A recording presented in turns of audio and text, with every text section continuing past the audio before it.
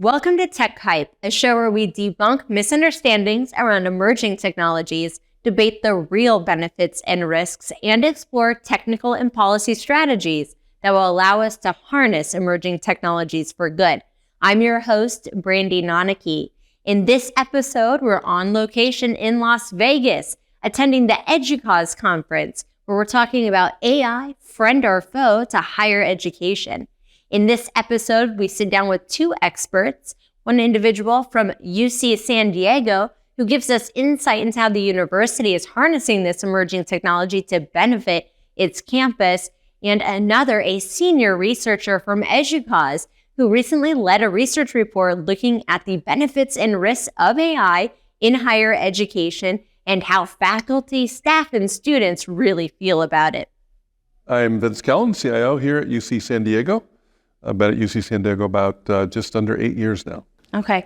And today we learned a lot about the work that you're leading at UC San Diego to support the development and implementation of AI. Can you tell us more about the work that you're doing on campus? Yes, we've been, like many universities, moving very quickly, trying to uncover what the real opportunity here is. The difference is we're trying to do this entirely on-premise, entirely open source or nearly, and very focused in sort of two dimensions. One, administratively, how can we do administrative jobs faster, better, to give people their life back, basically administrators. And then the second piece is to help in instruction with mainly a focus on teaching advisors, teaching assistants and advisors, helping students. I think that will turn in time to direct classroom material content development. We got one pilot at least going in that domain. Great. And then to make sure that we're all on the same page here, it sounds to me like you're talking mostly about generative AI tools and their use on campus. Yes, most of what we're talking about here is generative AI. The university has a long history of all sorts of AI work. Exactly. The supercomputer, yes, UC San Diego. I'd love to hear how the supercomputer is coming into play on especially development of generative AI and other forms of AI across the university system. Yep, we have a university, San Diego Supercomputer Center, SDSC as we call it. They've been doing AI work both for the NSF, for UC San Diego, and UC faculty who are using the facility, and doing AI work for at least a decade. So they've been doing a lot of model development, machine learning, etc. We got involved in my area of CIO land in that 7 years ago, we created a machine learning cluster of essentially kind of a museum of GPU parts, but in the structure and architecture of what the Supercomputer Center runs. And we enabled students to apply AI and machine learning in their coursework, and it got used in all sorts of courses across the curriculum. And then that helped us jumpstart everything we're doing internally on AI because we already had all the infrastructure and all the know-how. Right. Now, the White House, and they issued their executive order on AI, which was signed by President Biden on October 30th. It actually facilitated the pilot of something called the National AI Research Resource. The White House executive order on AI outlines 8 priority actions seeking to promote innovation and competition. We'll see a launch of a pilot of the National AI Research Resource to expand access to grants, computing resources, and data. Additionally, the order seeks to provide small businesses and entrepreneurs access to technical assistance and resources. And I would love to hear about how UC San Diego, how are they actually working with the entities involved in the National AI Research Resource? I know that we just started the pilot, but we need congressional authority through the Create AI Act to be able to actually allocate the billions of dollars. I'd love to hear from you. Is this actually going to come to fruition, or is it just a dream? Well, I hope it comes to fruition. It might be just a dream. We'll have to see what happens next. We're engaged in the pilot on this. I'm co-PI in an entity called Cloud Bank coming out of the NSF. So we're helping on the cloud side of the AI on the NAIR pilot. I think, though, it's still not enough. I think the world is investing in this new future of AI. I call AI the new oil. So it's like oil was in the late 1800s. So every country around the planet is thinking about it. Countries that have lots of cash assets will be investing probably multiples of what we're investing in AI. I have a follow-up question for this. Now, do you think that the NAIR, you mentioned it might not actually achieve its objectives. Do you think that most researchers will actually just turn to the private sector, as we have done with Amazon Web Services in the past, and just, partner with OpenAI and others? I don't think that will happen because of the cost difference. It's just way too expensive. And one of the first things the pilot is doing is investing in the Texas Tax Center for AI bandwidth or more AI infrastructure. And same thing in our supercomputer center. So I think we're going to still see a heavy amount of on-premise AI. No, it's too expensive for them to, contract with OpenAI to develop another, if you're going to use and Cloud Bank, we learned this quickly, researchers will use the cloud, no question, but they're going to use it for shorter runs, development runs, and then they will take it to somewhere that's bigger and cheaper for much larger deployment or much larger stuff. That is fascinating to me. So they're doing this first run to just validate whether or not it actually works, and then when they want to scale, brilliant. Yeah, or if it's just a short run and they can't get space in a national lab for what they're doing, and the budget is small enough. It's fascinating. So being involved in the National AI Research Resource, this model sounds like it would be very helpful for kind of validating some projects. Do you know if there's a process that's going to be in place, kind of vetting the research projects that should be prioritized to be implemented through the NAIR? Will they be required to do some pre-testing? Absolutely. That's being worked out. Over at Cloud Bank, we've been doing that for the last 4 years. We've been pre-validating the requests that come in for use of cloud to make sure that they're suitably using the cloud and the research program looks sound. I think that there is much more to do. We cannot rely on industry for this. Industry has some very high bars of profit to make and some very high bars of protection about what they do to make. And this is such an embryonic area. It demands research. Okay, now what about open source models like Llama? Yeah, we're using Llama 2 as an open source model. We're also using one of the BERT classifiers, or BERTA. We're looking at Mixtral. We've been experimenting with that. We're looking at Code Llama. I think this is going to be a very interesting battle here between what we call open models, or I call it small AI now, and big AI like OpenAI, Google, and to an extent Microsoft. Yeah. I have a follow-up question. Do you think that there's any possibility that there could be an intervention by Congress to require the private sector to provide at a fair and reasonable rate access for public purposes? Okay, why not? It's capitalism 101. And right now, Congress is not favorable to not being. No, and by the way, even if they did, they'd miss the mark on the legislation, and it would probably have so many adverse effects that the good effect never gets realized or gets overwhelmed by the adverse effects. I'd much rather see investment by the federal government in continuing to facilitate open models and open research. This is not, if you think about it, the team at OpenAI almost got bought out by Microsoft in mass, and Microsoft wouldn't miss a beat. So it's not necessarily hundreds of thousands of employees. Small teams of a dozen researchers can make serious headway in a lot of these models. Right, and actually we're battling a debate right now in the European Union about this open versus closed and risk mitigation. One of the concerns about open models is that a nefarious actor could potentially identify the model weights of that model, sort of reverse engineer it, take off those safeguards, and then now you might have a model that's going to be performing spuriously, having some harmful effects. How can we have these open models with appropriate protections in place? Yeah, the protections I think are going to be, it's going to be hard to do it as a preventative fashion, but as a punitive fashion or a law enforcement action. I think that's the way to go at it. It's not unlike cybersecurity. By the way, there's nothing to stop a closed AI in a corporate sector from doing very hidden, obscure, but malevolent things just like that, right? And so we've got to hit this from the enforcement. I like the open because when it happens, many will detect it and many will be able to validate quickly.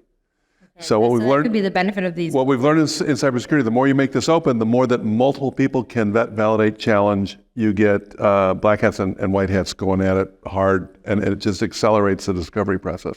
Right. That's amazing. We should explain to all of our viewers, because we debunk misunderstandings around emerging technology. What are black hat hackers versus white hat hackers? Well, white hat hackers are good people who are trying to hack things in order to do good. The black hats are trying to figure out how to make money, profit, or otherwise do harm. And when you have open tools, it tends to reveal all of that activity far faster, and you uncover holes in things quicker. So I think to deal with threat in AI, it's better to be as transparent and as open as you can with virtually everything, so that multiple eyes can vet, inspect, and see. It's noisier, it's a little bit rambunctious, it's probably harder to make straight line progress, but at the end of the day, it will be a safer place for it. Wow, well, thank you so much for joining me. This has been a fascinating discussion. Just really grateful. Thank you so much. Thank you. That's great. Great. It was really great to meet you today. And I was so impressed with the work that you're leading to look at, how do we harness this transformative technology of generative AI within academia, within higher education. You released a report fairly recently, covering the research and findings. Could you please tell us more about the report and some of the most important insights that you think people should know about? Sure. So the report was just released a couple of days ago. So let's say that would be February 12th, if I can do math correctly. And it's an AI landscape study. And specifically, this is the landscape of AI in higher ed. And we collected the data in November and December of last year. So the intention was really to capture that sort of 2023 explosion, and then kind of see at that point in the year, dust was sort of starting to settle. To a point, it wasn't quite as uncertain what's going on. And so it was a great time to sort of take the pulse with maybe, hopefully, the intention of doing similar follow-up studies sort of longitudinally. So we looked at a few main areas. We looked at strategic planning. We looked at... Now, strategic planning for the use of AI? Well, maybe use. I think I'm cautious usually about saying using or implementing or integrating, because some institutions are banning or not using AI, right? So I think it's just about what is the impact of this explosion of technology on the way institutions are just approaching their strategies and so forth. So it's kind of nuanced. So first, strategic planning. And then we looked at policy, impacts on policy, and then... Now, impacts on policy within higher ed? Yes, and this is only higher ed institutions. Okay. So to be included in the study, you had to be currently working at a higher education institution. Okay. Policy, and then impacts on the higher ed workforce. And then impressions of respondents about the future of AI in higher ed. And so that's where we get into some of those topics around what do you think are appropriate uses? What do you think are inappropriate uses? And to your point before, I certainly had some respondents who said, I don't think AI should be used at all in higher ed. And I think this is a really good place to pause and say, definitely people are conflating AI, generative AI. Yes. And so we kind of look at the data with that lens of, even though we started up front asking respondents, please consider the broader umbrella. Yes. We know that probably most people just sort of, they're engaged in generative AI. Right? Yes. Now, when we started this discussion, you said some universities are just banning the use outright. What are some of their main concerns? I think I would say the biggest concerns are what is appropriate use in the academy? So I think a lot of people kind of value higher ed as this place of original thought and creativity and creation of new knowledge. So the data from the survey don't get super deep into that, since it's such a broad landscape survey, but sort of combined with just talking to the community and kind of knowing what people's concerns are, I can say definitely people are concerned about the human element, losing people's ability for critical thinking and creativity and that sort of thing. And this is just not the appropriate place for it. Now, was there anybody else among the respondents who took the other side? Yeah, definitely. I'd love to hear their perspective. and how do we get both of them to talk to each other? Yeah, I agree completely. No, there were definitely some that were very enthusiastic. Some folks, I shared today at the conference a quote from somebody who said, AI is for everybody. We're all on board with trying to use AI. There's definitely a big focus on preparing students for the workforce, preparing students to be engaged citizens in a digital society. So I think when the enthusiasm comes out, it's often connected to those areas. these students are graduating and joining careers where they need to know how to use these tools appropriately. So the folks on the other side who want to ban that technology, maybe they're not considering that we need to prepare our students to be appropriate users or ethical users of AI. Okay, and in 2 to 5 years, where do you think we're going to stand on this? Are we going to have that curriculum that is necessary, or are we going to turn away a bit from generative AI? Might there be a new technological machine learning marvel that enters in that then we're going to be looking at that? So I like to talk about the future in the framework of strategic foresight research approach, which, if you're not familiar, this is a research approach that comes out of University of Hawaii.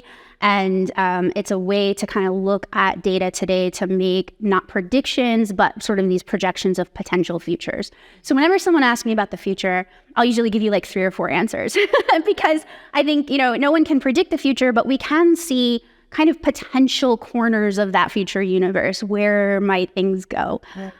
So I don't think we're headed in a direction of everyone banning the AI technologies, and we can say specifically generative AI because I think that's the biggest concern about banning or not banning. I think that the institutions that have been trying to do that are probably going to have to go back on that a bit because, Microsoft Office or, all of the tools that you're using on a daily basis, you're going to have to figure out how to navigate that. Yeah, exactly. Those tools are now incorporating generative AI directly into them. Exactly. So, I do think that it's going to become essentially impossible to ban any generative AI technologies. I hope that our community in higher ed will become more informed about the broad umbrella of AI, something that you talk about a lot, which is that AI is not just generative AI. There's all these other uses. And let's face it, if we did try to ban AI, we'd basically cripple our research productivity in higher ed, right? Yeah. I think I hope that we see more sort of understanding, more education around this. This does have to start with faculty and staff and then sort of trickle down to the students. But we also have to keep our eye on the fact that these students are graduating now and they need help now. So balance. Exactly. And what do you think can be the most positively transformative implementation of AI in higher ed? So kind of thinking, I love this little pockets of foresight. What do you see on the horizon? Yes, if I had to pick what could be the most impactful and the most transformative, that's really tough. I always try to think about how a new technology could improve equitable outcomes of education. So if I went with like my dream world of in 2 years from now, what do I really wish could happen? I would say that I hope we can figure out how to leverage some of these technologies to broaden access to education. Maybe that's through just in time or like real time feedback for students, real time engaging with maybe like really great tutoring chatbots or, whatever that may be. But I sort of in that world of broadening access, supporting equitable outcomes. That's great. Well, thank you so much for joining me today and letting us know. Now, where can our audience members find your report? Our audience members can find the report on EDUCAUSE website. So actually, if you just Google EDUCAUSE AI landscape study, you will find that. Or my name. We had that conversation about having a really unique name is great for people to find your work. So you can find that too. Yes, Jenay Robert. Robert, last name is spelled like Robert. I always say the best thing that happened for me to explain my name to people was Steve Colbert being famous. It's still just like Steve Colbert. Yeah. But Robert. I love that so much. Yeah. Thank you really for joining us today. Thank you so much. It's always a joy to hear you speak, and I really appreciate your work. Oh, thank you. And I yours. Thank you so much. Thank you. In this episode of TecHype, we learned about how higher education institutions are thinking about the use of AI and putting in place appropriate oversight. If you want to check out our other episodes, please go to techhype.org. Emerging technologies are changing your life. Your ability to understand these technologies will enable you to thrive in an ever-evolving digital world. TecHype is a series that ventures beyond the buzz to reveal the true capabilities of emerging technologies. We cut through the hype to debunk misunderstandings, provide insights into the real benefits and risks, and identify technical and policy strategies to harness emerging technologies for good. Our show features experts who break down the technical aspects of emerging technologies, from AI to quantum computing, and the policies and governance strategies to harness them for good. In our first season of TecHype, we demystify the complex world of artificial intelligence, from social media recommender systems and the trust and safety teams that rein them in, to the rise of generative AI and strategies to mitigate the spread of malicious deepfakes. Our first season features leading technologists, world-renowned researchers, groundbreaking innovators, and tech policy pioneers from academia, civil society, industry, and government.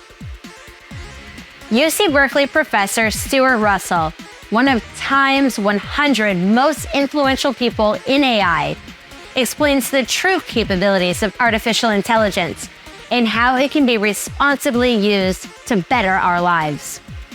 You are the expert. What is artificial intelligence?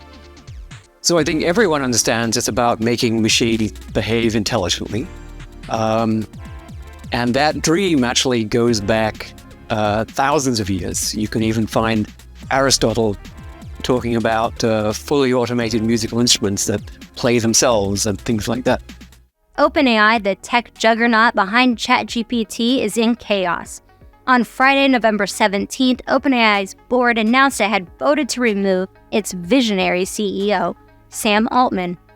While formed to support the open and responsible development of AI, OpenAI's move toward closed proprietary development has left many concerned about whether it's appropriately identifying and mitigating risks. This move lays bare a growing rift in the AI development space, whether to speed up AI development or to tap the brakes to ensure AI safety. We sat down with Mike Isaac, award-winning New York Times journalist and author of Super Pumped, The Battle for Uber, now a Netflix series, guides us through the raging debate on AI development in Silicon Valley. So, have you seen anything in the venture capital space of sort of an awakening among them that, hey, maybe we should think more about the types of companies we're investing in? I love that question, particularly because I thought it would happen after crypto popped, right? The crypto bubble. I'm pretty bearish on crypto. I'm not sure about you or your listeners, viewers, but I'm pretty skeptical. I think that it was largely driven by a bunch of hype cycles. Alex Winter, director, writer, and actor, known for his role as Bill in the Bill and Ted franchise, explains to us the role that AI is playing in the entertainment industry and its central role in the Writers and Actors Guild strikes of 2023. YouTube has enormous power, and that includes power for good. It's a vast platform that does many, many, many things. And I think that's probably the first misunderstanding, is just what YouTube is. I think there are two core misunderstandings there before you even get into the broader one. Maybe that falls under general. But I think that one of the reasons that YouTube is left out of a lot of the conversations around the influence of these tech platforms on the public is because people don't really know what it does. People will think it's a social media platform, which it really isn't. Or they'll think it's just about cat videos or influencers, which it's not just that. Those were the good old days, Alex, when it was just cat videos. For about 5 seconds in 2005. What we're really talking about is the largest media platform on the planet by far in terms of the interaction of the public with a tech platform. There are more people watching YouTube than anything else, movies, TV, anything. It's the number 2 most searched web platform on the planet after Google, which is number 1.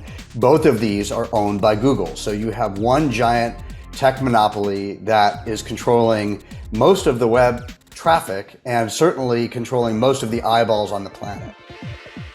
Yoel Roth, Twitter's former head of trust and safety, shares his experience building the trust and safety program at one of the world's largest social media platforms. If you look at any of the big problems that social media has to wrestle with, from nation-state disinformation to abuse and harassment, all of those problems are easier to solve when you approach them as community and collective security problems. If you look back at the history of social media and the history of these technologies, so much of it has been about the community co-constructing the platform with Twitter. Joan Donovan, renowned disinformation expert and author of Meme Wars, the untold story of the online battles of pending democracy in America, guides us through the evolving nature of disinformation and extremism online. When it comes to meme wars and the use of humor and satire and transgression in convincing a public to vote for a certain candidate or to just divest from the political world entirely, I think we're in for a doozy when it comes to the the technological innovations that have happened around AI and deepfakes and ChatGPT or other large language models. I think that we're going to see a lot more disinformation. I think that elections are going to be more fraught because people will be having conversations with chatbots that they think are people. Right, exactly. And those can be easily manipulated and loaded up with all kinds of lies. And we might never discover that until it's too late.